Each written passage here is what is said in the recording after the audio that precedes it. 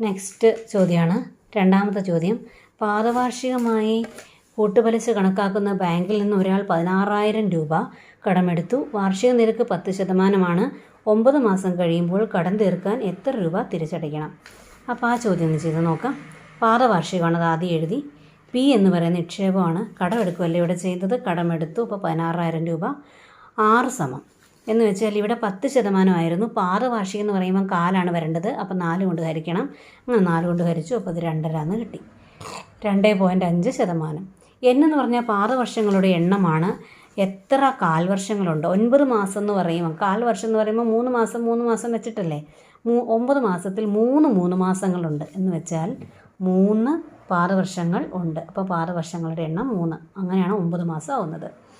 ഇനി നമ്മുടെ സൂത്രവാക്യം ഇങ്ങോട്ട് എഴുതി 16,000 എഴുതി. ഇപ്പോൾ ഇവിടെ പ്രത്യേകം ശ്രദ്ധിക്കുക. ഇവിടെ 2.5/100 അങ്ങനെ /3.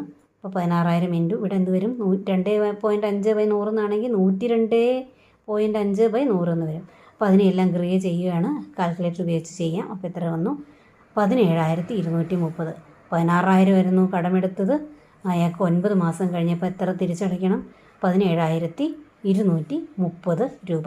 അപ്പോൾ ആവശ്യാനുസരണം പോസ് ചെയ്ത് വെച്ചിട്ട് എഴുതിയെടുക്കുക. ഇനി അടുത്ത ചോദ്യം, മൂന്നാമത്തെ ചോദ്യം കൂടെ നമുക്കിവിടെ നോക്കാം. മൂന്നാമത്തെ ചോദ്യം നോക്കാം. ഒരു ധനകാര്യ സ്ഥാപനത്തിൽ മനു 15,000 രൂപ നിക്ഷേപിക്കുന്നു. ഓരോ 3 മാസത്തിലും പലിശ കണക്കാക്കി മുതലിനോട് കൂട്ടുന്നു. വെച്ചാൽ പാദവാർഷികം കേട്ടോ. ഓരോ 3 മാസത്തിലും വാർഷിക നിരക്ക് 8%.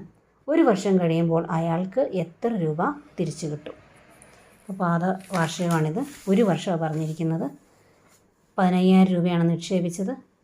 6 പാദവാർഷികം ആയതുകൊണ്ട് ഈ എത്ര ശതമാനമാണോ പലിശ അതിൻ്റെ 4 കൊണ്ട് ഹരിക്കണം. 2%. ഇതിനകത്ത് 1 വർഷം കഴിഞ്ഞിട്ട്, 1 വർഷത്തിൽ എത്ര കാൽവർഷങ്ങളുണ്ട്? 4.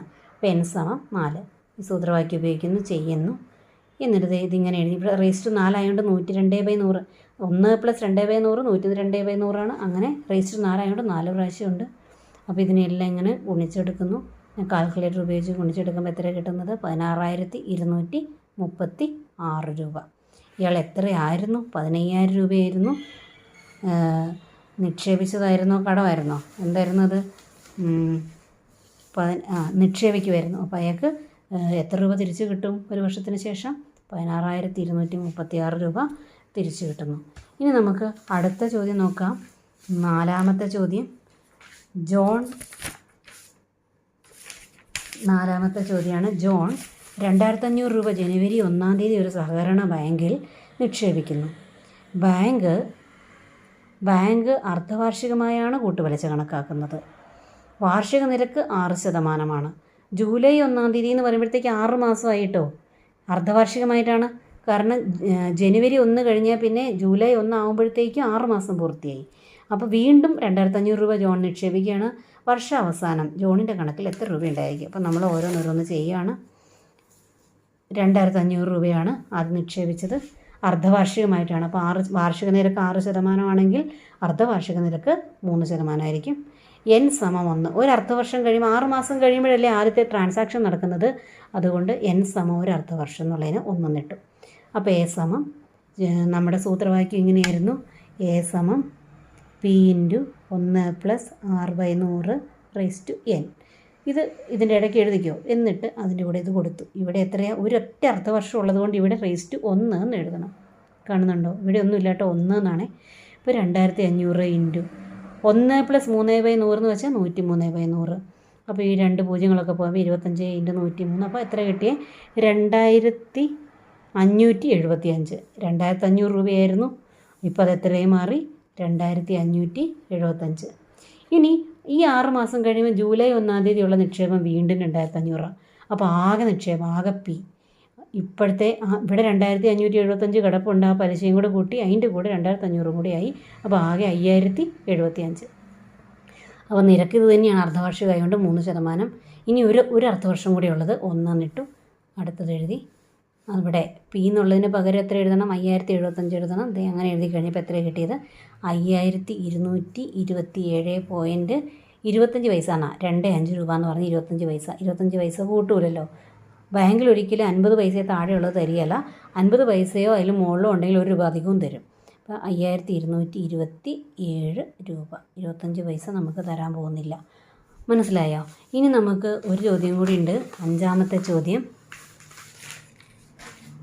ഓരോ 4 മാസത്തേക്കും കൂട്ടുപലിശ കണക്കാക്കുന്ന ഒരു ധനകാര്യ സ്ഥാപനത്തിൽ റംലത്ത് 30,000 രൂപ നിക്ഷേപിക്കുന്നു. വാർഷിക നിരക്ക് 9%. ഒരു വർഷം കഴിയുമ്പോൾ റംലത്തിന് തിരിച്ചു കിട്ടുന്ന തുക എന്താണ്? നോക്കുക. ഓരോ 4 മാസത്തേക്കുമാണ് കേട്ടോ. 4 മാസത്തേക്കും. എത്ര 4 മാസങ്ങളുണ്ട് ഒരു വർഷത്തിൽ? ആകെ 12 മാസമാണ്. ഒരു വർഷത്തിൽ ആകെ 12 മാസം. അപ്പോൾ 12 മാസത്തിൽ 4 മാസങ്ങളുണ്ട്. 3, 4, 12. ഓക്കെ. അപ്പം റംലത്ത് 30,000 രൂപ നിക്ഷേപിക്കുന്നു. അപ്പോൾ എത്ര 4 മാസങ്ങളുണ്ട്? 3 എണ്ണമാണ്. അപ്പോൾ 3 പ്രാവശ്യമാണ് ബാങ്ക് പലിശ കണക്കാക്കുന്നത്. 4 മാസം, ആദ്യത്തെ 4 മാസം ഒരു പ്രാവശ്യമായി, അടുത്ത 4 മാസം, അടുത്ത 4 മാസം, അങ്ങനെ 4 മാസങ്ങളുണ്ട്. അപ്പം നമ്പർ ഓഫ് ഇയേഴ്സ് എന്നുള്ളിടത്ത് ഇവിടെ എന്താ കൊടുക്കേണ്ടത്? 4 മാസങ്ങൾ. അപ്പോൾ 3 കൊടുത്തു. 12നെ 4 കൊണ്ട് ഹരിച്ചു. 4 മാസമല്ലേ? അപ്പോൾ 3 കിട്ടി. അപ്പോൾ 4 മാസങ്ങൾ.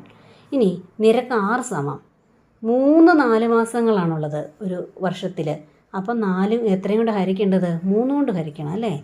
നേരത്തെയൊക്കെ 3 മാസങ്ങൾ 4 എണ്ണം ഉണ്ടായിരുന്നു, അതുകൊണ്ടാണ് 4 കൊണ്ട് ഹരിച്ചത്. ഇവിടെ 4 മാസങ്ങൾ 3 എണ്ണമാണുള്ളത്, അതുകൊണ്ട് 3 കൊണ്ട് ഹരിച്ചു. അപ്പോൾ ഇവിടെ 3%. അപ്പം A സമം ഈ സൂത്രവാക്യം എഴുതി P × 1 + R/100 raised to n. അപ്പോൾ എല്ലാം എഴുതി 30,000 1 പ്ലസ് ഈ 3/100 അങ്ങനെ എഴുതി.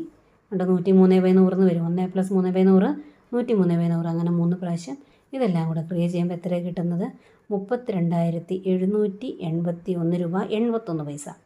50 പൈസയെ കൂടുതലുണ്ടെങ്കിൽ 1 രൂപയായിട്ട് കൂട്ടുന്നത് കൊണ്ട് 32,782 രൂപ. ഇതെല്ലാം ക്രിയേറ്റ് ചെയ്ത് നോക്കുക. അപ്പോൾ എല്ലാത്തിൻ്റെയും ചോദ്യം എഴുതണം. അതിനുശേഷം ആവശ്യാനുസരണം പോസ് ചെയ്ത് വെച്ച് എഴുതുക. ഇവിടെ പ്രത്യേകം ശ്രദ്ധിക്കുക, 3, 4 മാസങ്ങളിൽ ബ്രാക്കറ്റിൽ എഴുതുക. അതുകൊണ്ട് ഒരു വർഷത്തിൽ 3 എണ്ണം 4 മാസങ്ങളുള്ളത് കൊണ്ടാണ് ഇതിനെ 3 കൊണ്ട് ഹരിച്ചത്. അതൊക്കെ ഓർത്ത് വയ്ക്കുക. എല്ലാ ചോദ്യങ്ങളും ആവശ്യാനുസരണം പോസ് ചെയ്ത് വെച്ചിട്ട് എഴുതുക. ഉത്തരങ്ങളും അങ്ങനെ പോസ് ചെയ്ത് വെച്ച് നിങ്ങൾക്ക് വേണ്ടതുപോലെ സൗകര്യത്തിന് എഴുതുക. ഓക്കെ. അങ്ങനെ എല്ലാ ഉത്തരങ്ങളും എഴുതിയെടുത്തതിന് ശേഷം ഫോട്ടോ എടുത്ത് ഗ്രൂപ്പിലിടുക.